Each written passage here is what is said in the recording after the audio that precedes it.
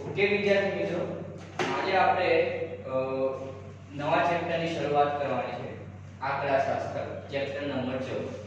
હવે આપણે chapter number 14 શરૂઆત કરતા પહેલા આપણે વાત કરી કે સરકારના નિયમ મુજબ કે 30% આપણે કટ ઓફ કરે છે, 30% કોર્સ ઘટાડે છે, બરાબર? તો એના આધારે આપણે આ જે ચેપ્ટરમાં શરૂઆત કરવાની છે. આગળના જે ચેપ્ટર આપણે થઈ ગયા એ વાત આપણે પછીથી કરીશું, પણ હવેથી જે કોર્સ આપણે સ્ટાર્ટ કરીશું એમાં 30% જે કોર્સ ઘટાડે છે એ પ્રમાણે આપણે ચાલીશું. ઓકે, તો આપણે શરૂઆત કરીએ કે આંકડાશાસ્ત્ર.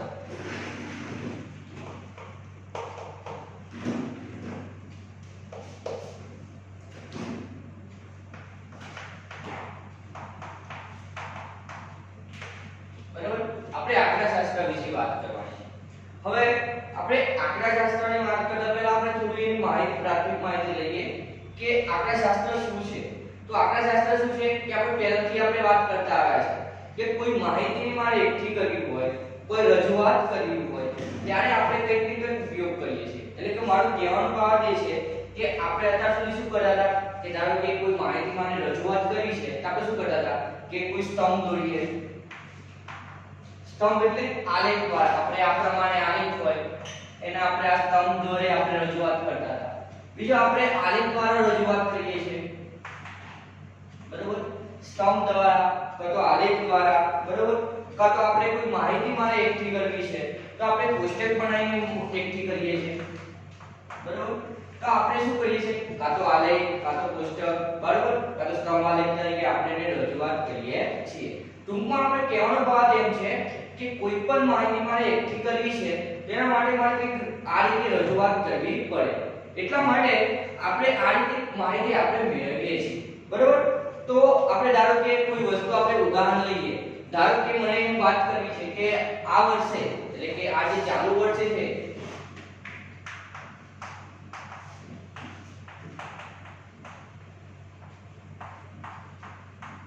બરોબર, આ વર્ષે આપણે કેટલો પડેલો વરસાદ છે એની વાત કરીએ તો ભાઈ એમ કહીએ કે આ ભાગમાં આટલા મીમી, આ ભાગમાં આટલા ઇંચ, બરોબર? એના માપવાના એકમો છે. ભાઈ આ ગાંધીનગરમાં આ વર્ષે આટલા ઇંચ વરસાદ પડ્યો અથવા સપ્ટેમ્બર થી ઓક્ટોબર મહિનામાં 3 ઇંચ વરસાદ પડ્યો, બરોબર? તો એ માહિતી આપણે એકઠી કરવા માટે કંઈક ને કંઈક આપણે રજૂઆત કરીએ છીએ. તો એના વિશે આપણે આ ચેપ્ટરમાં ભણવાનું છે. તો આપણે બીજો એક વાત કરીએ, બીજો એક ઉદાહરણ આપીએ.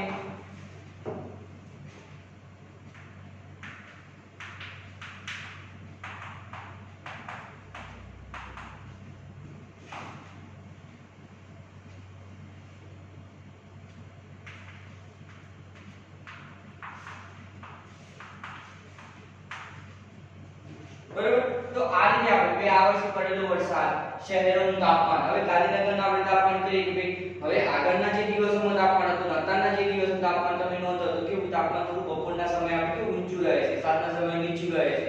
તો હવે શિયાળાનો ટાઈમ આવે છે, તાપમાન કેવું જશે? નીચું જશે. એટલે આપણે નાખીએ છીએ કે આપણે ભાઈ બપોરનું સવારનું તાપમાન આપણે એમ કહીએ કે 22 સેલ્સિયસ હતું, બપોરનું તાપમાન આપણે એમ કહીએ 30 સેલ્સિયસ હતું, બરોબર?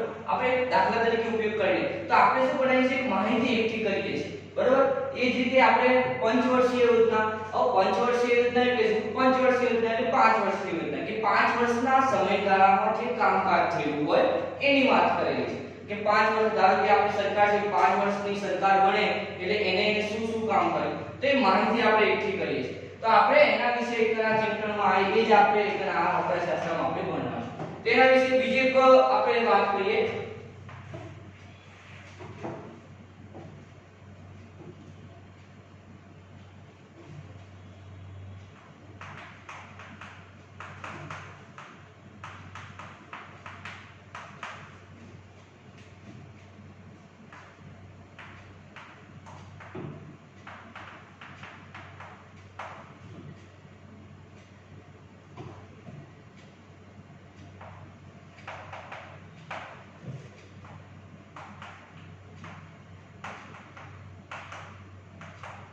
બરોબર, એટલે કે આપણે ટૂંકમાં કહીએ કે જે હકીકત છે, જે આંકડાઓ છે એને આપણે જે રજૂઆત કરીએ છીએ એને આપણે માહિતી તરીકે ઓળખીએ છીએ. તો આને કહેવાય માહિતી.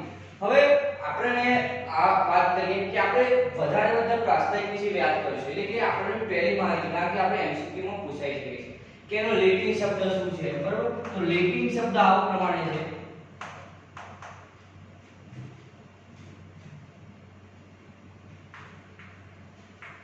લેટિન શબ્દ છે ડેટા, બરોબર? એનો આપણે બહુવચન કરીએ ડેટમ, બરોબર? તો આપણે કરે માહિતી, આપણે લેટિન શબ્દ યાદ રાખજો ડેટા, ઓકે? એના પર આપણે એના વિશે વાત કરવાની છે. તો આપણે હવે આંકડાશાસ્ત્ર કોને કહે છે? તો આંકડાશાસ્ત્રની આ પ્રમાણે વ્યાખ્યા છે.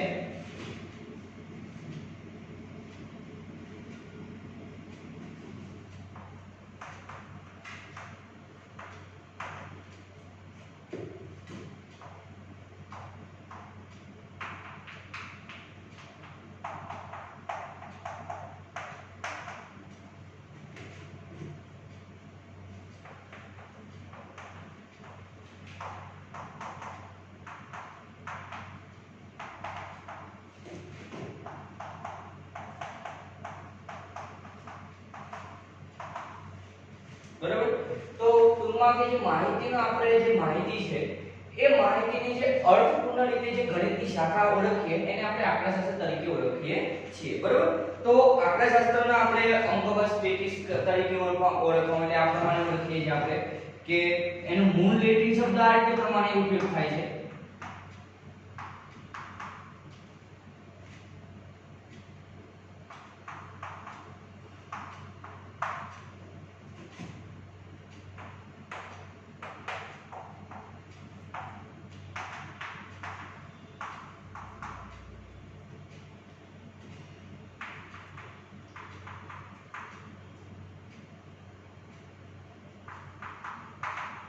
બરાબર? એનું મૂળ શબ્દ છે સ્ટેટિસ્ટિક્સ, બરાબર? તો આ રીતે આપણે આ માહિતી, પ્રાથમિક માહિતી આપણે આમાંથી ઘણા બધા એમસીક્યુ પૂછાઈ શકે છે કે માહિતી એટલે શું, આંકડાશાસ્ત્ર એટલે શું, એનો લેટિન શબ્દ શું, એના મૂળ લેટિન શબ્દ સ્ટેટસ, પછી એના પરથી અંગ્રેજી શબ્દ સ્ટેટિસ્ટિક્સ આવે છે. તો આ માહિતી આપણે પ્રાથમિક માહિતી છે, ઓકે? તો આપણે વાત કરી આંકડાશાસ્ત્ર. હવે આપણે ઉદાહરણ પર જઈએ એના આધારે કે આપણે માહિતી જે છે એ માહિતીનું એકત્રીકરણ કેવી રીતના કરવાનું, એકત્રીકરણ એટલે એકઠું કેવી રીતના કરવામાં આવે છે. હવે આપણે એના પર જઈએ, બરાબર?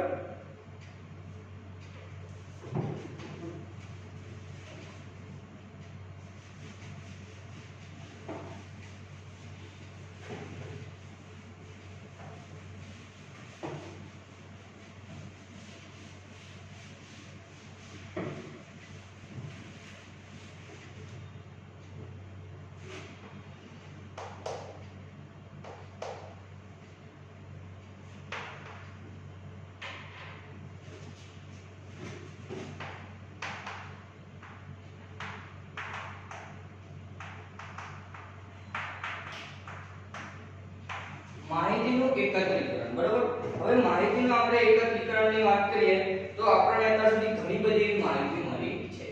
તો આપણે અત્યાર સુધી મેં તમને પહેલા જ કીધું કે અમુક આપણે આ વર્ષે એટલે કે આ વર્ષે પડેલો વરસાદ, એનું તાપમાન, પંચવર્ષીય યોજના, બરાબર? તે માહિતી એકત્રીકરણ છે એના પછી પણ બે માહિતીને ભાગ પડે છે. તો આપણે એના ઉદાહરણ લખીએ, પછી એની દ્વારા આપણે સમજીએ, બરાબર? તો ધારો કે આ પ્રમાણે આપણે એક માહિતી લખીએ.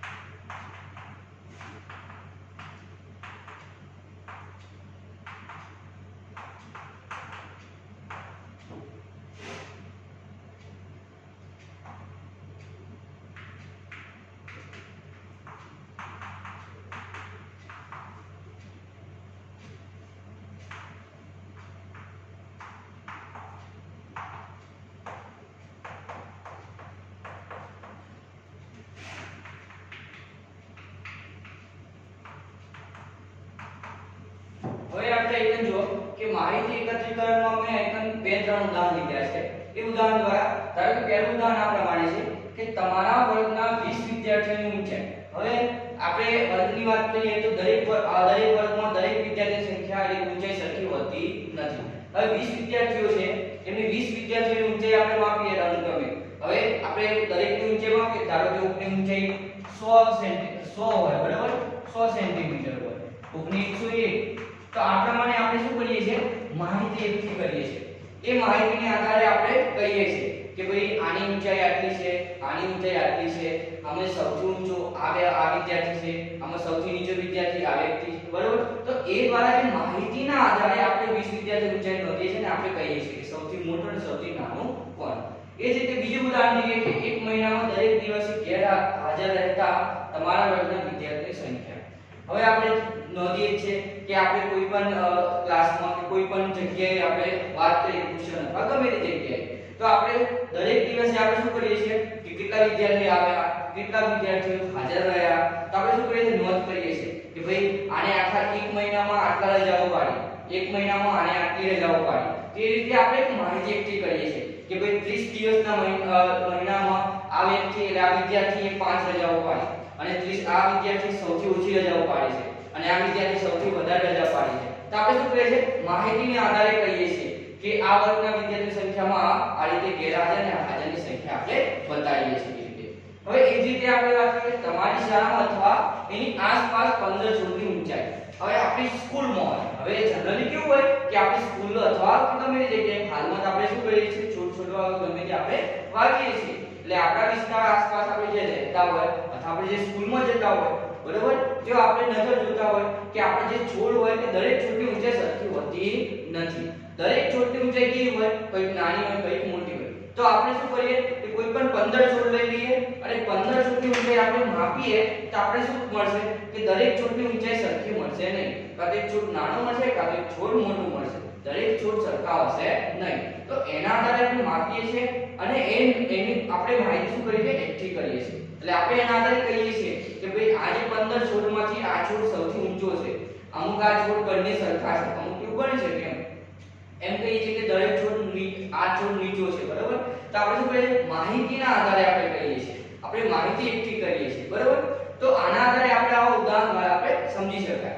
હવે આપણે આના આધારે આપણે જે માહિતી મેળવી, બરાબર, આપણે આ જે માહિતી મેળવી છે તો આપણે માહિતીને શું કહીએ છીએ, પ્રાથમિક માહિતી કહીએ છીએ, બરાબર.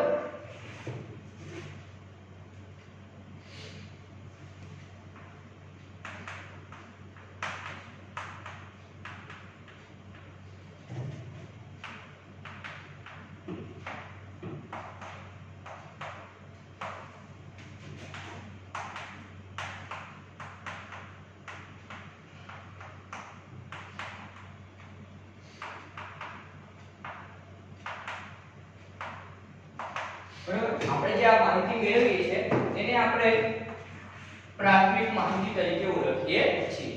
હવે આપણે જે માહિતી મેળવી એટલે કે માહિતી આપણે શું કરીએ કે આ જે સ્ત્રોત છે એને આપણે એમાંથી પ્રાથમિક માહિતી મેળવીએ છીએ. પરંતુ આમાંથી જે માહિતી મળે છે એ માહિતીમાંથી આપણને કઈ માહિતી, બે માહિતી પ્રકારે ભાગ પાડી શકાય. તો જે આપણને જે માહિતી આપણે જે સ્ત્રોતમાંથી મળે છે કે જે સ્ત્રોતમાંથી મળે છે એને આપણે ગૌણ માહિતી કહીએ છીએ. અને બરોબર આપણે જેમાંથી માહિતી મળે છે એને પ્રાથમિક માહિતી કહીએ છીએ અને કોઈ સ્ત્રોત દ્વારા જે માહિતી મળે છે એને આપણે ગૌણ માહિતી કહીએ છીએ. તો આપણે શું છે, 20 વિદ્યાર્થીઓ છે તો 20 વિદ્યાર્થી બીજી માહિતી છે એટલે કોઈ પણ સ્ત્રોતમાંથી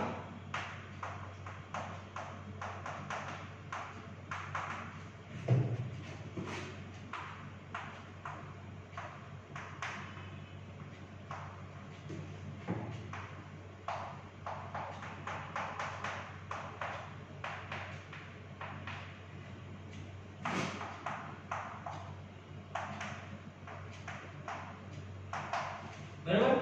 તો આપણે કોઈ પણ સ્ત્રોતમાંથી માહિતી મેળવીએ એને આપણે ગૌણ માહિતી તરીકે ઓળખીએ છીએ.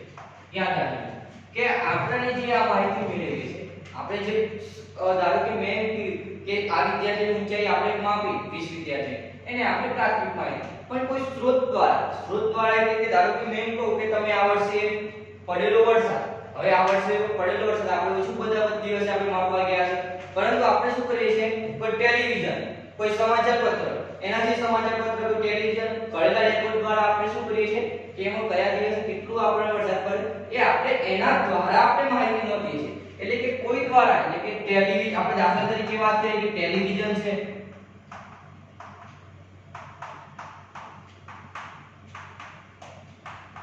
બરાબર, સમાચાર પત્ર છે અથવા કોઈ પણ બીજું સાહિત્ય છે, એના દ્વારા આપણે ટીવી, સમાચાર પત્ર, કોઈ દ્વારા આપણે એના દ્વારા માહિતી નોંધીએ છીએ, ત્યારે આપણે શું કરે છે, ગૌણ માહિતી કહી શકાય. એના દ્વારા આપણે શું કહીએ, ગૌણ માહિતી આપણે મેળવીએ છીએ. એટલે માહિતી બે પ્રકારની છે, પ્રાથમિક અને ગૌણ. તો તમને એટલું ખ્યાલ આવી ગયો કે પ્રાથમિક કોને કહેવાય અને ગૌણ કોને કહેવાય. હવે તમે ધારો કે આપણે વાત કરીએ કે તમારી શાળામાં અથવા એની શાળાની વાત કરીએ અથવા આપણે વર્ગના વિદ્યાલયની વાત કરીએ, તમે માહિતી શું ડાયરેક્ટ મેળવી, કોઈના દ્વારા મેળવી નથી. આ જો આ છે, આની ઊંચાઈ આપણે માપી લીધી, તેની માહિતી આપણે શું કરી, પ્રાથમિક. પરંતુ આપણે એમ કહીએ કે આ વર્ષે જે પડેલો વરસાદ છે, મે ઓગસ્ટ મહિનામાં વરસાદ પડેલો શોધો, તો તમે શું કરશો, કોઈ સાહિત્ય સમાચાર પત્ર દ્વારા આપણે નોંધીશું કે ભાઈ આ 1 ઓગસ્ટ આટલો પડે, આટલો પડે. એના દ્વારા આપણે શું કર્યું, ઉપયોગ શાનો લીધો, સમાચાર પત્ર માટે આપણે શું કરીએ, એને ગૌણ માહિતી. એટલે ડિફરન્ટ તમને ખબર હોવું જોઈએ, પ્રાથમિક અને ગૌણ માહિતી. ઓકે, તો આપણે આ એનું ઉદાહરણ આપ્યું. હવે આપણે આગળ વાત કરીએ કે 14.1 છે, બરાબર, પરંતુ આપણે વાત કરી પ્રમાણે કે સરકાર દ્વારા જે 30% રિપોર્ટ્સ ઘટાડ્યો છે, એમાં 14.1 આપણે નથી, માટે આપણે 14.1 આપણે ચલાવતા નથી. હવે આપણે આગળ જઈએ. આગળ આપણે છે માહિતીની રજૂઆત.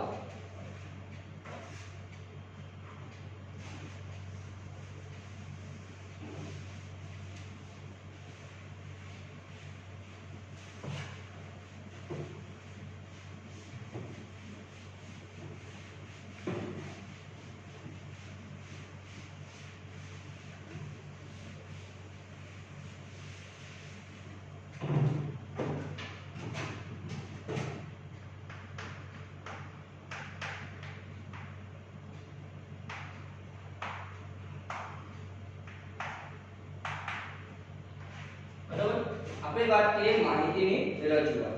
હવે તમે આગળ એટલે કે ધોરણ 8 માં પણ થોડું માહિતી આપણે ભણ્યા છે કે માહિતીની રજૂઆત એટલે શું. હવે રજૂઆત એટલે કે તમને કોઈ પણ ઉદાહરણ એવું આપી છે કે એ ઉદાહરણ દ્વારા તમે રજૂઆત કરવાના છે. ધારો કે હું એક્ઝામ્પલ આપું કે ભાઈ આજના દિવસે, આપણે આજનો દિવસ છે, આજના દિવસમાં સૌથી આપણે જે ટેસ્ટ લીધો છે એમાં માર્ક્સ કોના વધારે છે અને કોના ઓછા છે.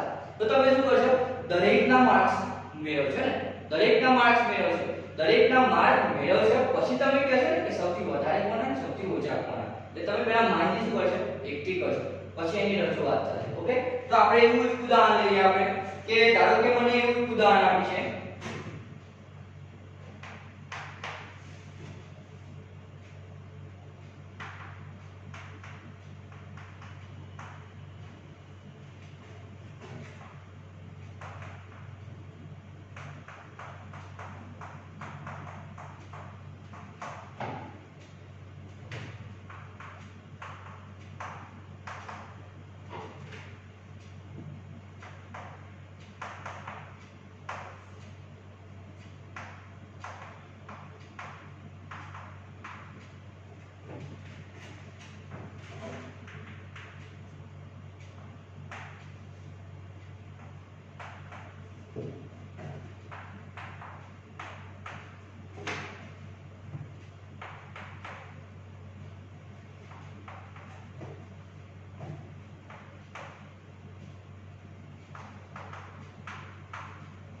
બરોબર. તો આપણે આ પ્રમાણે કાચી માહિતી આપી છે. હવે તમે શું કરશો કે આ જે કાચી માહિતી આપણને બધાને માર્ક્સ લઈ લીધા કે 10 વિદ્યાર્થીઓ છે, એના 10 વિદ્યાર્થીને આ પ્રમાણે માર્ક્સ આપેલા છે. હવે આ વિદ્યાર્થીને કોને વધારે છે કોને ઓછા છે, તો આપણે શું કરશું, પહેલા આપણે કાં તો ચડતા ક્રમમાં કાં તો ઉતરતા ક્રમમાં આપણે ગોઠવી દઈએ. તો આપણે ચડતા ક્રમમાં ગોઠવીએ. ચડતા ક્રમમાં ગોઠવીએ એટલે શું કરશે, સૌથી પહેલા આપણે નાની સંખ્યા આપણે લેશું. તો તમે જોઈ શકો છો સૌથી નાની સંખ્યા આપણે લઈએ. હવે સૌથી નાની સંખ્યા લેતા પહેલા આપણે કઈ સંખ્યા આવશે, 25, બરોબર. પહેલી 25, પછી કઈ આવશે 36, બરોબર. પછી એ પ્રમાણે આગળ 42, પછી આપણે આવશે 55, બરાબર, પછી આવશે 60, પછી આવશે 62, બરાબર, પછી આપણે આવશે 73, પછી 75, બરાબર, એ જ રીતે પછી 78, પછી આપણે આવશે 95. ઓકે, તો આપણે જોઈ શકો, આપણે પહેલા તો સૌપ્રથમ જે અવલોકન બનાવીએ કે ગણ લેવા ચર્ચા ક્રમમાં 1 2 3 4 5 6 7 8 9 ને 10. હવે અથવા તમે જે પણ માહિતી પર તેના પર રાઉન્ડ કરી દો તો તમને ફરીથી આપણે રિપીટ ના થાય છે, એટલા માટે આ થોડી આપણે હવે ટ્રીક વાપરીએ.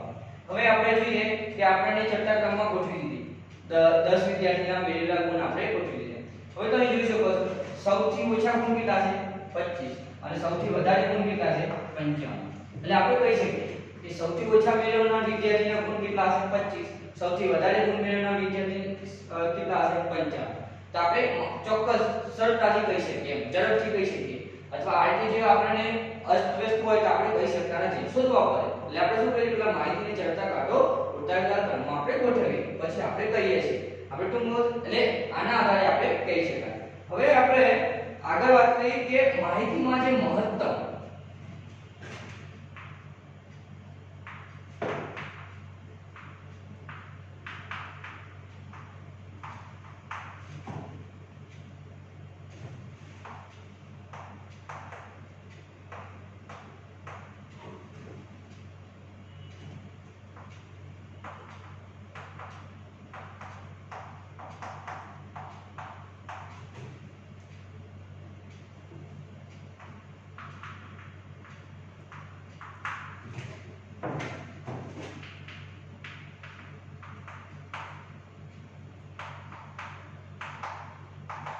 બરાબર, તો આપણે એક બીજું વસ્તુ યાદ રાખવાની જરૂર છે કે માહિતીમાં જે મહત્તમ અને ન્યૂનતમ મૂલ્ય છે, બરાબર, કે મહત્તમ અને ન્યૂનતમ મૂલ્યના તફાવતને આપણે માહિતીનો વિસ્તાર કહીએ છીએ.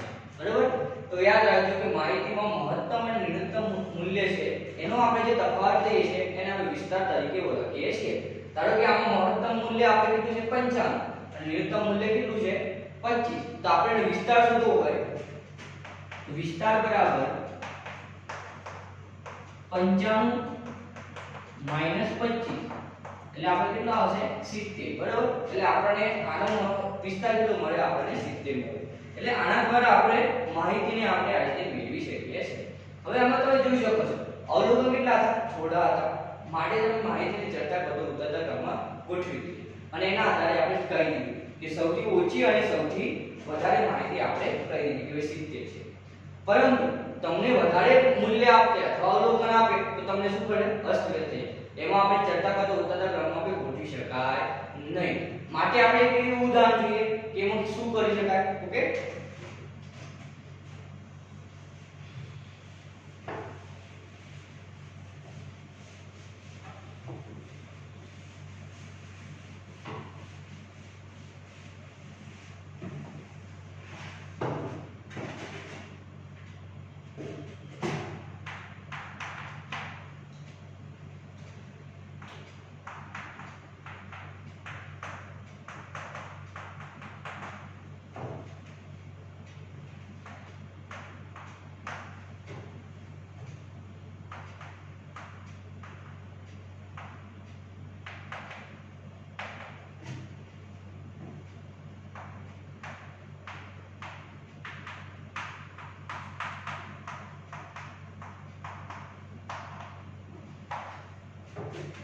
હવે આપણે ધોરણ 9 ના 30 વિદ્યાર્થીઓમાં જે મેળવેલ ગુણ છે એ 100 માં છે. તો આપણે આ પ્રમાણે ગુણ આપ્યા છે. એક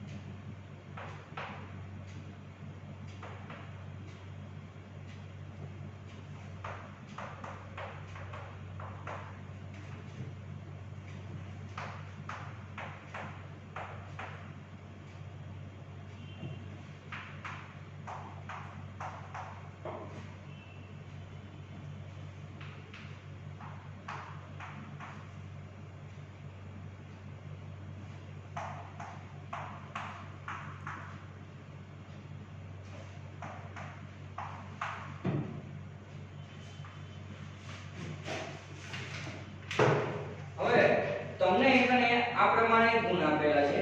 હવે તમે આમાં શું કરજો કે માહિતી તમને એકને ચડતા કરો તત્વમાં ગોઠવવાના નથી. કેમ? કારણ કે એકન જો તમને 1 2 3 અને આપણે એવા 30 વિદ્યાર્થીઓ. હવે એટલું ગોઠવવા જોઈએ તો આપણે શું થશે કે જે આપણને ગુણ મળશે, બરોબર, જે આપણને ગુણ મળશે એને વાર લાગશે, સમય લાગશે. એટલા માટે આપણે શું કરીએ, માહિતીને આપણે અલગ પ્રમાણે ગોઠવીએ. એટલે કે કેટલી રેન્જમાં આપણને મળેલા છે. ધારો કે મેં એવું કીધું કોષ્ટક બનાવો આ પ્રમાણે, તો આપણે કોષ્ટક બનાવશું આ પ્રમાણે, એકમ ધ્યાન આપજો.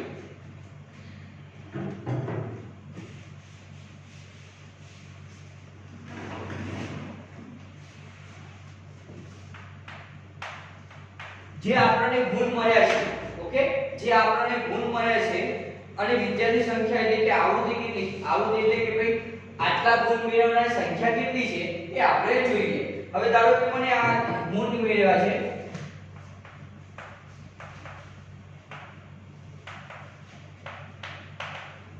વિદ્યાર્થીઓની સંખ્યા.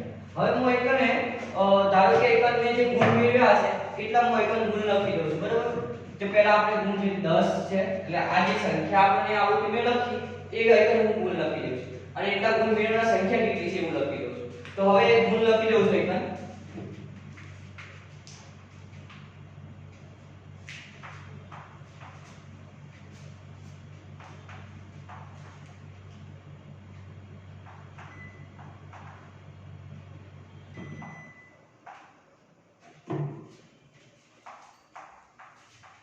બરોબર, આ રીતે મેં ગુણ લખી દે. હવે તમને એટલું ખબર પડે કે તમને જે 30 વિદ્યાર્થીઓનો ગુણ આપે છે એ મેં ગુણ લખી દીધા. પછી એ ગુણ કેટલા આ મેં લાઈનમાં લખી દીધા. હવે એ વિદ્યાર્થી ધારો કે 10 ગુણ છે, એ 10 ગુણ મેળવનાર વિદ્યાર્થી સંખ્યા કેટલી છે તો આપણે જે માહિતી આપી છે એમાં આપણે ચેક કરી દઈએ કે 10 વિદ્યાર્થી સંખ્યા કેટલી છે, 1 છે.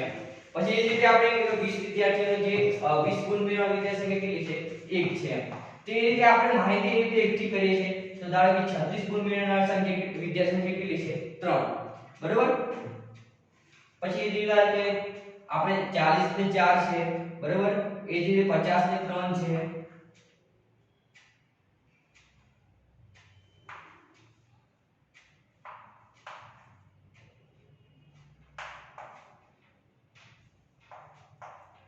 બરોબર.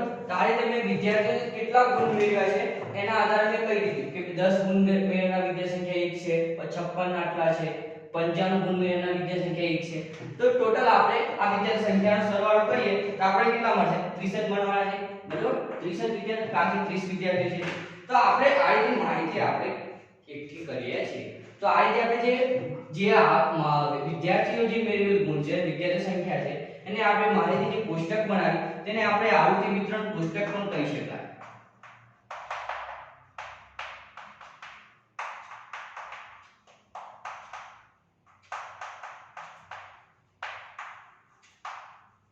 બરોબર. તો આને આપણે આવૃત્તિ વિતરણ કોષ્ટક પણ કહીએ છીએ. હવે એના આધારે આપણે કહી શકીએ કે ભાઈ ચલો કે ભાઈ 56 50 ગુણ મેળવનાર સંખ્યા કેટલી હશે, 3, બરોબર. તો આ રીતે આપણે માહિતી આપણે એકઠી કરીએ છીએ. હવે એ જ રીતે આપણે આગળના પણ ઘણા એક ઉદાહરણ છે, પણ આપણે અત્યારે હાલ નથી ચલાવતા, બીજું ચલાવશું. બીજું એક ઉદાહરણ લઈ લઈએ, એક સામાન્ય. ધારો કે મને એવું એક વસ્તુ આપી છે,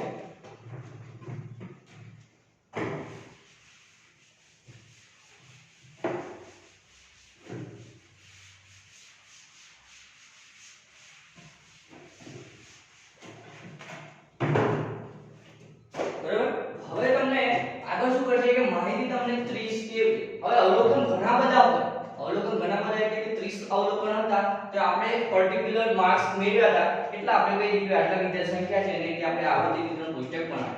પણ હવે તમારે આગળના ઉદાહરણ એટલે આજે આપણે આ ઉદાહરણ છે પણ એની વિશે માહિતી લઈ લઈએ કે હવે તમારે આગળના લેક્ચરમાં વાત કરીશું એના વિશે.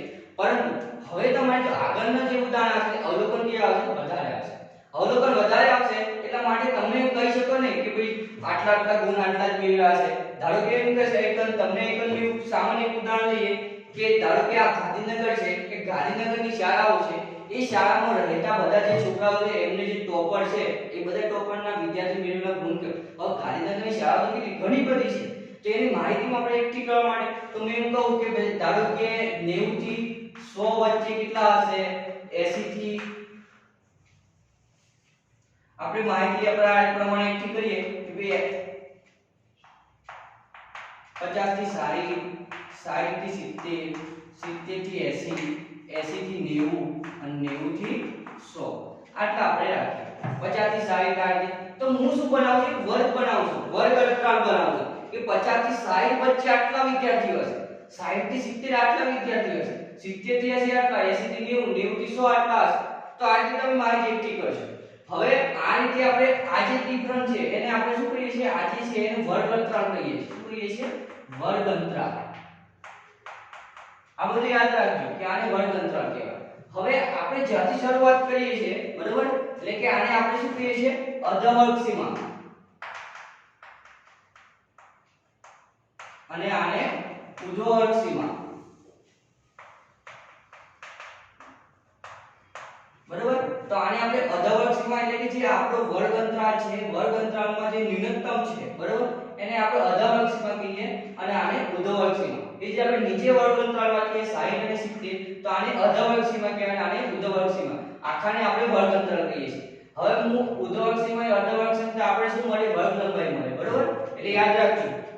એ જ રીતે આપણે વર્ગ પહોળાઈની વાત કરીએ એટલે મેં તમને કીધી વાત પ્રમાણે વર્ગ જે પહોળાઈ છે એ આપણી સીમાથી એટલે ઉર્ધ્વવર્ગ સીમાથી હું અર્ધવર્ગ સીમા બાદ કરું ત્યારે મને મળે.